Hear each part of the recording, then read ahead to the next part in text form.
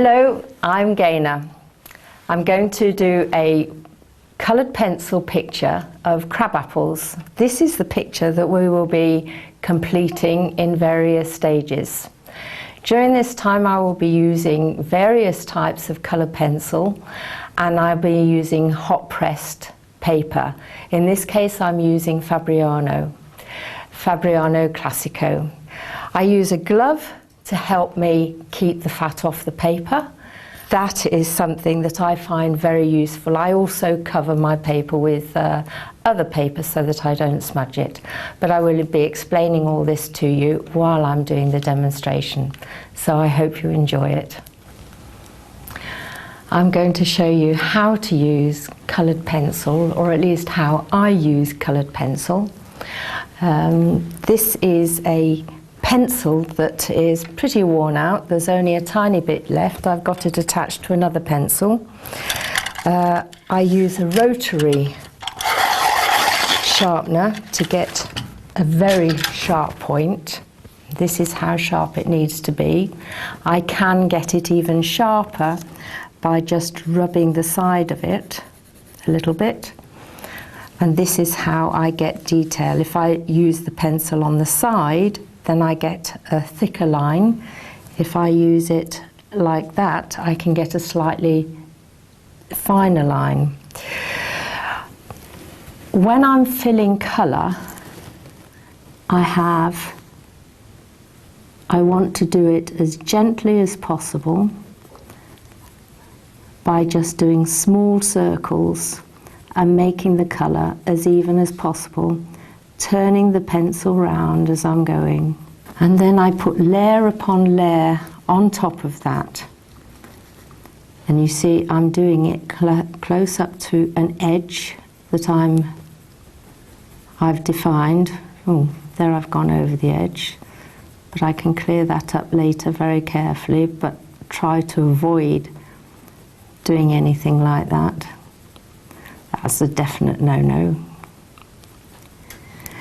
And doing it gently again and again and again, building up the colour. Now the reason that you do this is the paper, although it's hot pressed, it goes up and down. It's like this. And really, if you just do strokes like that, you are leaving bits of paper underneath, little holes of white, and they're difficult to fill. So really you need to fill all the holes in the paper. You will, I expect, be wondering why I've got a sort of semi-completed picture here.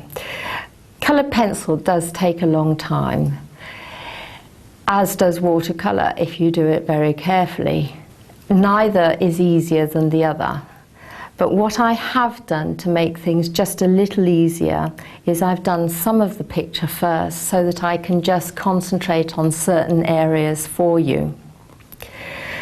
I'm going to start off with the darkest area of this apple here. And generally I would do all of this from life.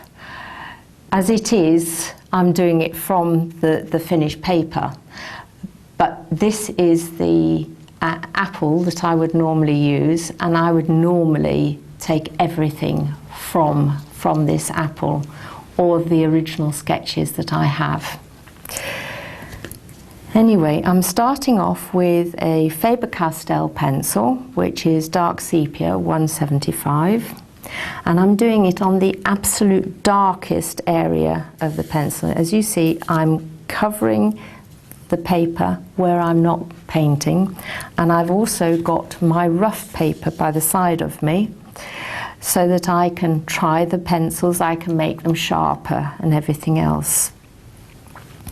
So just very gently, I've got my line here, and I'm going to have a dark bit here. So this is on the shadow side. So very gently.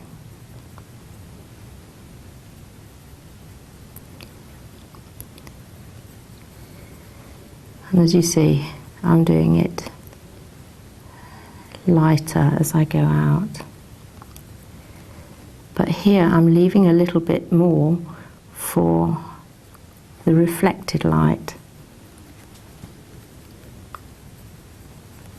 I know that this seems very dark. Now I'm going over to red violet, and I've sharpened all my pencils, and I'm going over the same area again.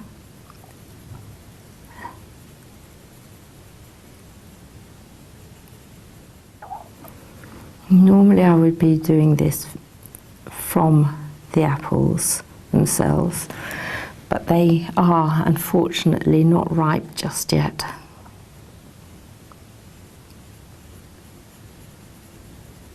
I'm going to leave this area clear, which is where I've got the light reflection. I'm going to leave this area clear, and it is larger than I would have left it in the finished state, but you will see that as time goes on, the colour creeps into the area that you're keeping white.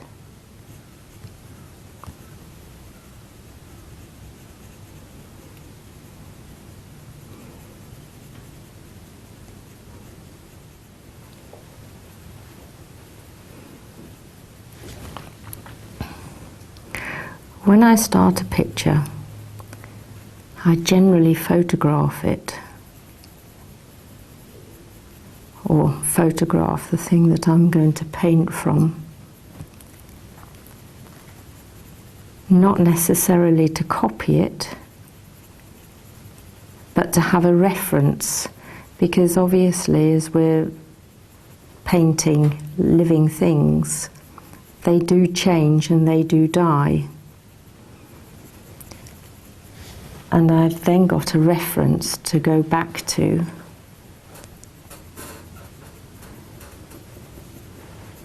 If I want to get other leaves or other apples or whatever it is I'm painting.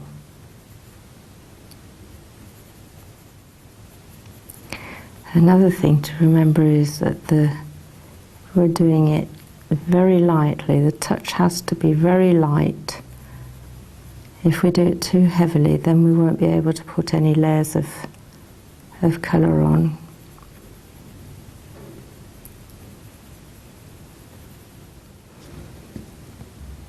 Now this probably doesn't look like any apple you've ever seen, but it's a good start.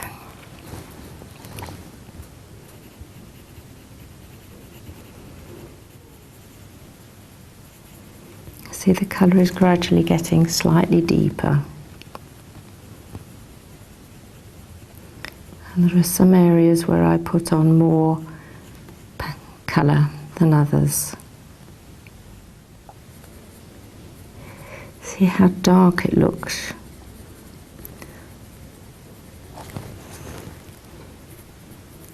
But at the same time, it's thin on the paper.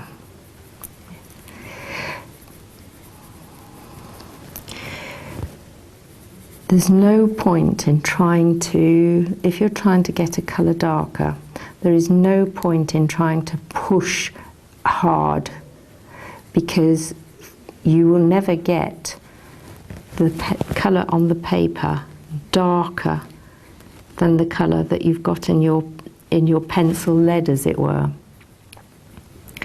The only way you can make something darker is by mixing the right colours and using the right colours at the right time. There are some combinations which help to make colours darker, like for example purple with green, as that's on the opposite side of the colour wheel. That's a natural to add, and that makes it the green darker, or the purple darker if that's what you wanted to do.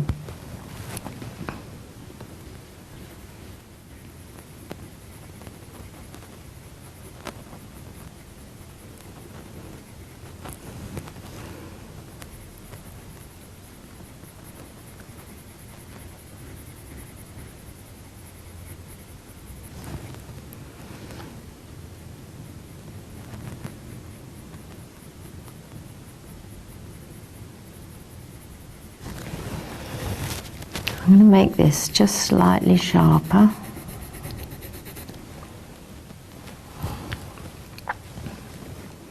Using a rotary pencil sharpener, they stop automatically when the pencil is sharp, so you're not wasting pencil.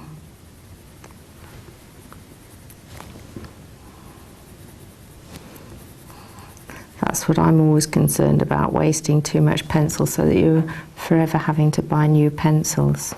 So I try and conserve where I can.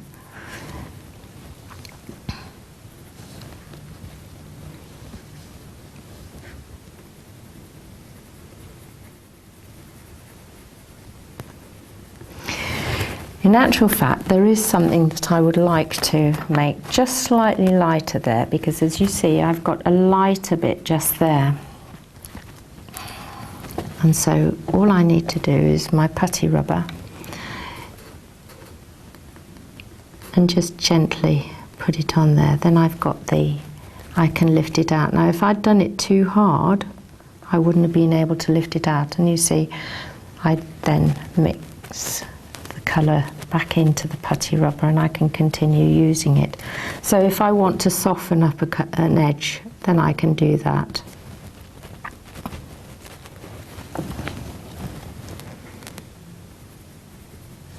At the moment, some of the work looks as though it's going downwards, which is not really intentional.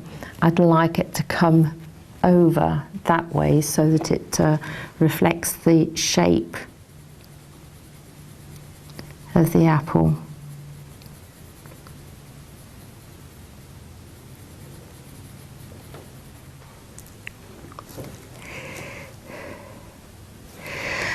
As you see, I've kept this area pretty free, which is where the dried sepals are.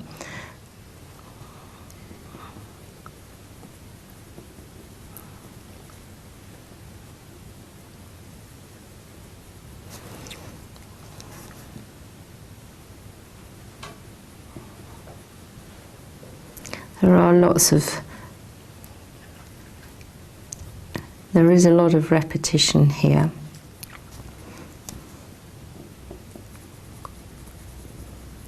And it's just a question of slowly building up the colour and keeping the shape. Lost a little bit of shape there, I think. See, I'm using the putty rubber to adjust just a little bit.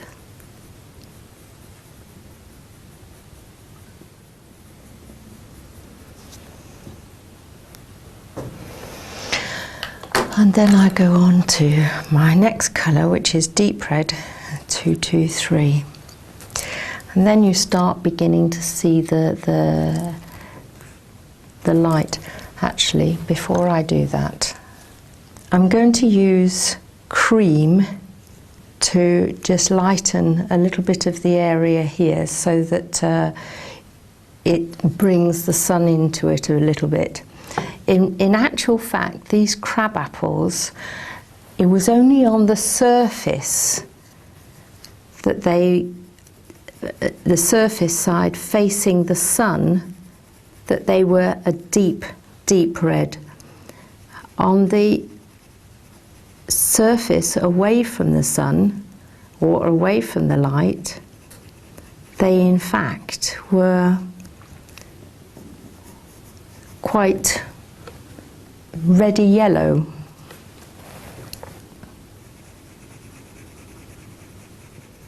I'm only doing this very lightly because light colours can also act as a resist.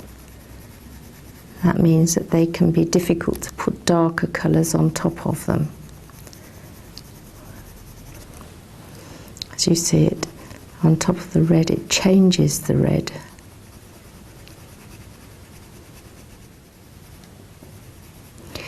And I haven't used the small round strokes, the small filling strokes with this, because I only want a very, very gentle layer.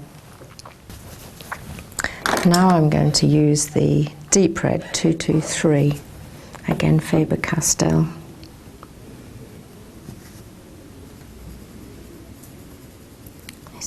getting redder.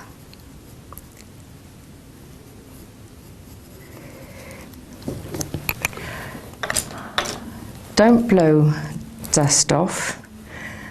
Don't you brush it off with your hands because it'll just smear things. Use either a feather or a very soft brush like I have here.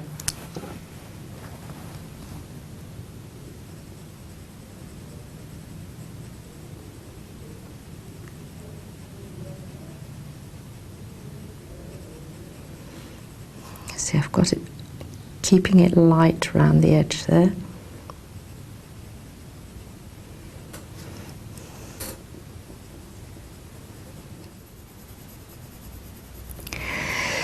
Now this will take quite a long time to build up, so what I'm going to do is I've done another apple here which I have brought up to the next level that I'm happy with, and this one started off like this one, but I'm going to continue on this one so that you can see how building up a colour helps. I'm about to continue with the second apple so that you can see how I'm building up there. Now I want to use a little bit of the red violet under here just to bring it up a touch.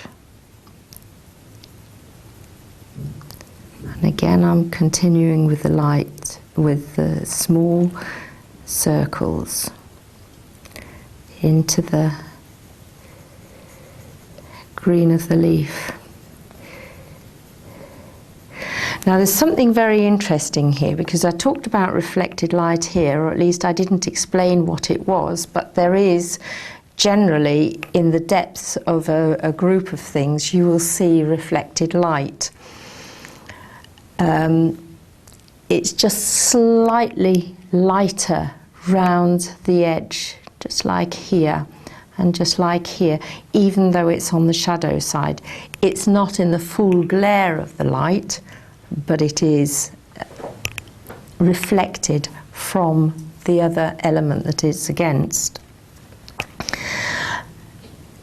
Again, with light things surrounding it, the object you're painting, or dark things, as you see, as I added a little bit of colour here, the green of the leaf, although it's very pale, it sort of springs out at you, and this you need to take advantage of.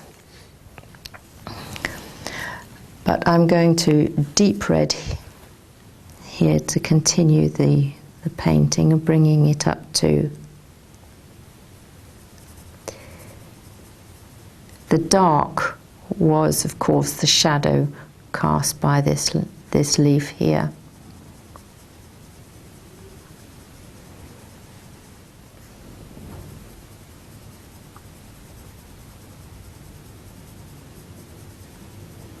In fact, I will bring in just a little bit of the dark red,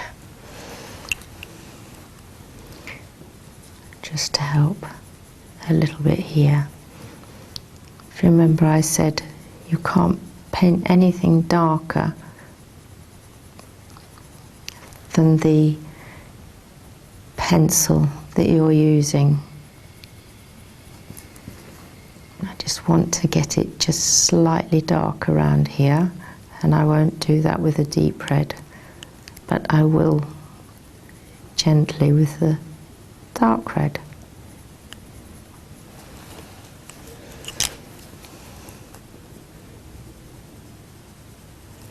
And I often have the various pencils in my hand so that I can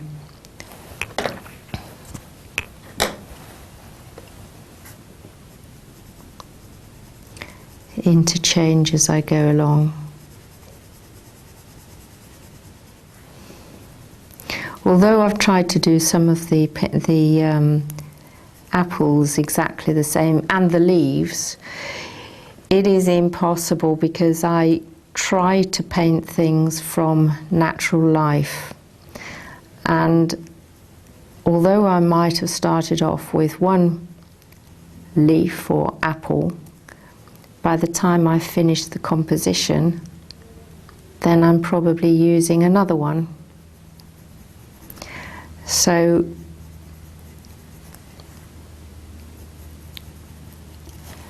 some of the lighting will be slightly different.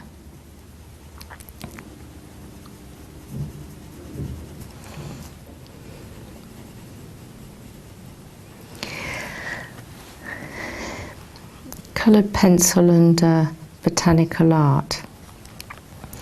And the way I do it is time consuming, but I like to get the detail. Lots of different artists have different ways of doing things, and none of them is right and none of them is wrong. We just have our own ways of doing things. And if you're watching this, then you pick up what you can from each artist and incorporate it into your own way of painting.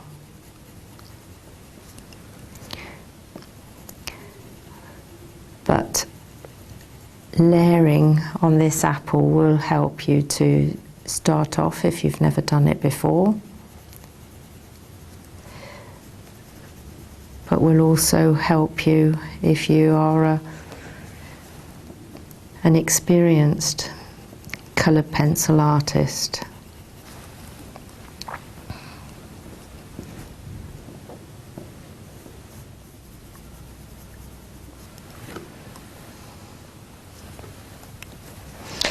Believe it or not, I do see a slight bit of pink in this. And here I see this terrible pink colour. Very slightly, but it doesn't show up as pink, it just looks slightly pink. So along this edge here, I'm using pink.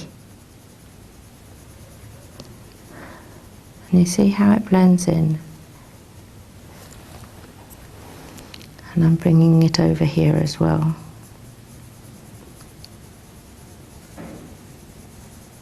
Having said that, there are some times that in botanical art that some of the coloured pencils are, when they're mixed together, just do not look right.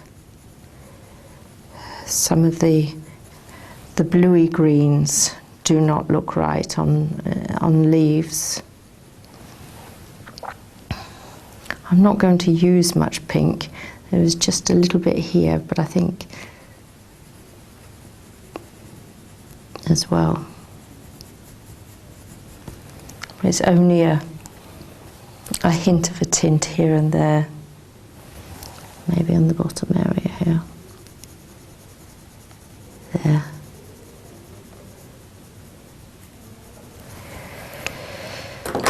And then I go back to my deep red.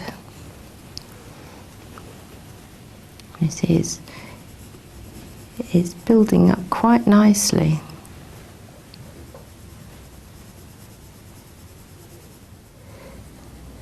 Sometimes if you introduce the dark red into it and then the deep red on top, it can give the red an extra piff, as you see here. I'm still not sure that that's dark enough, so I will actually put in a little bit of sepia. I have to be very careful about that because I don't want it to look as though it's lying on the top.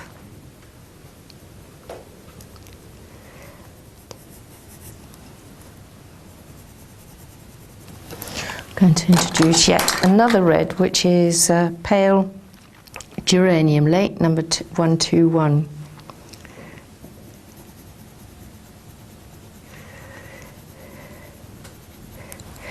And this is quite a light colour.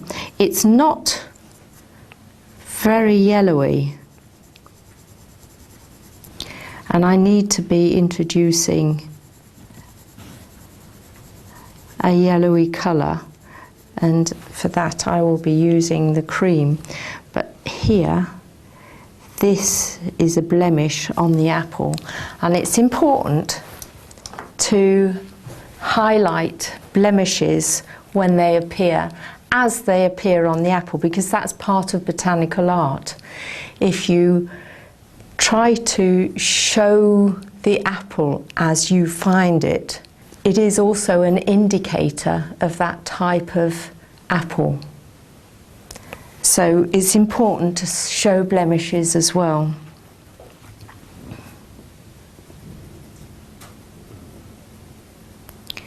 Now here I've got olive green yellowish, number 173, and it's just a little bit here.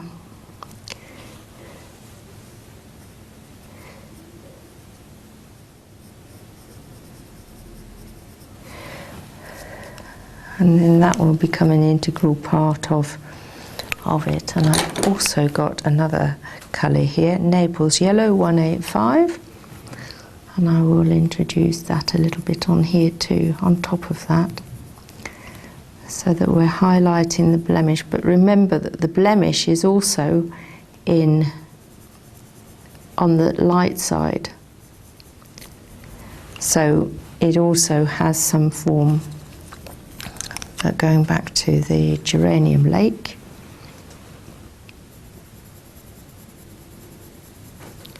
see, I'm going a little bit over the edge here.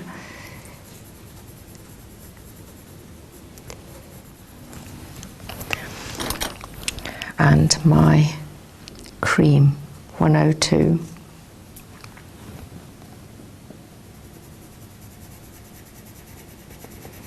So I'm intermingling the colours a little bit to get the shade that I need.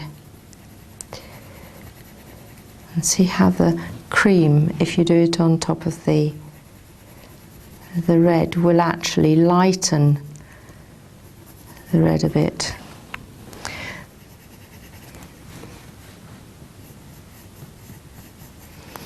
Notice where I've got the pink, I'm not putting the yellow, the cream on top of it. I'm still keeping it pink.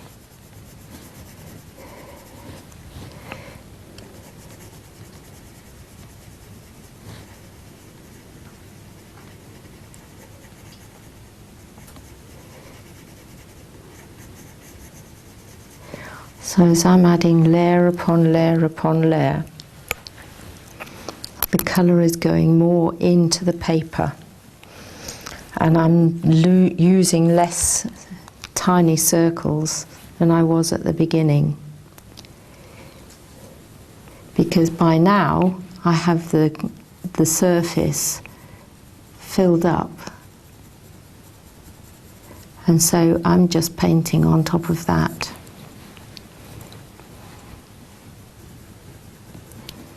And again, there are some areas where I feel there will be a benefit of having a darker red in. But this is all a question of where you're at the time of the painting. You have to make these judgments as you go along.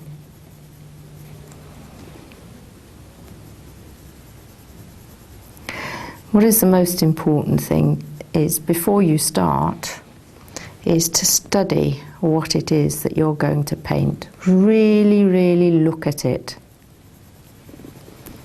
and get a feeling for it. Botanical art, all my students, they tell me how much they've started looking at things in a way that they never looked at things before. They're really looking at what they're trying to portray. And they're learning so much more from it and finding it so much more interesting than they ever dreamed.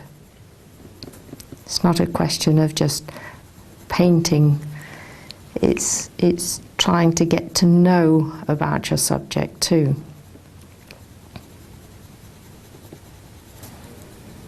But whether you want to do botanical art or just paint flowers, all of this is still useful to you.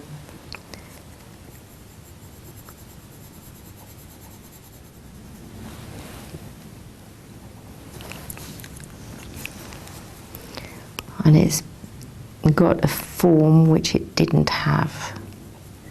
So you're trying to get a three-dimensional object.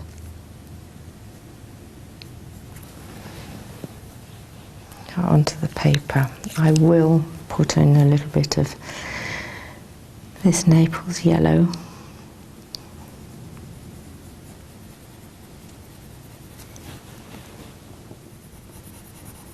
I'm still being light-handed, even though I'm putting it in broader strokes.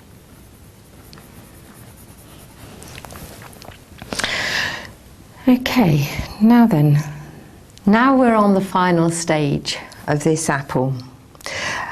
Just for the sake of using it, I'm going to use this Caran d'Ache Pablo pencil, which is a very pale blue. It's called bluish pale. And I haven't talked about using distance colours or near colours, but even with a botanical composition, that is very important to do. And the bit at the top, I want the reflection of the sky here, just a slight bluey tinge here, and also here. But there's still a fair amount of that kept white. Before I smooth everything off right at the end and make sure everything is in the paper, I use the softest pencils. Now, Charisma Colour is a very, very soft pencil. It used to be called Prismacolor, and now it's called Charisma. You can get them from America, but unfortunately very few places in the UK. Another pencil that can be as good as that is Caran d'Ache Luminance. They're very soft. But I put this on the top to give a lovely red glow. Scarlet Lake 923.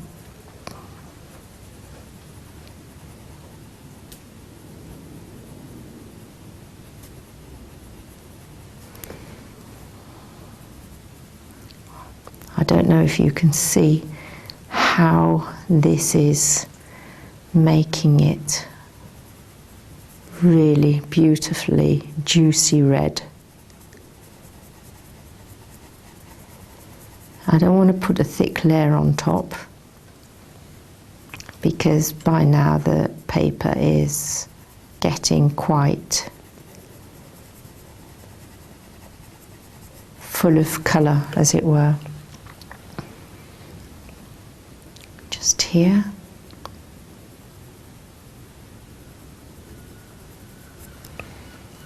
And just here.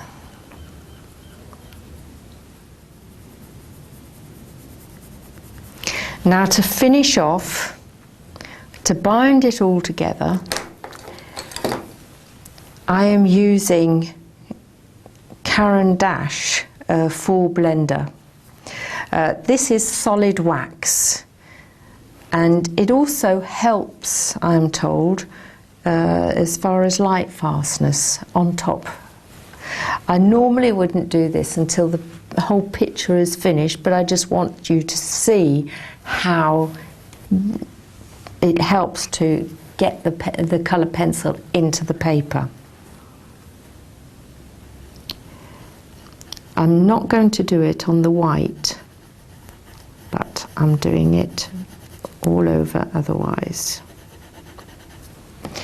Now, before I go on the lighter colours, I'm wiping it off on the paper, so I'm going to... It's a colourless blender, but initially it can pick up the colour from roundabout, so I'm doing the light colours first. See what happens to that pink?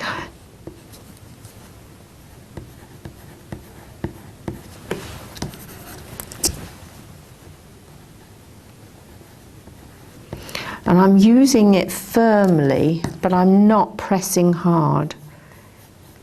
With this Caran d'Ache blender, you don't have to press hard to get this beautiful result. Can you see how smooth it's getting?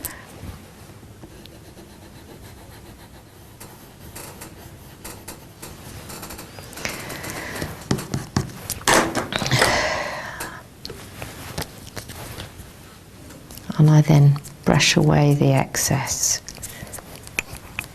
And then to finish off, I will use this Q-tips and just gloss over it gently. Now I have to be careful not to go over the edge. You see it picks up some colour.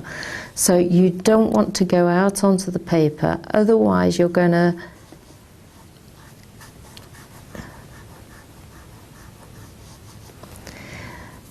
if you go out onto the paper, then you're going to take some pigment over onto the paper, and you don't want to do that. So this smooths it out, it takes the excess off, and it helps to make it shine and become a clear image. I hope you were able to see the difference there. I certainly can, but it does make a difference to your finished apple.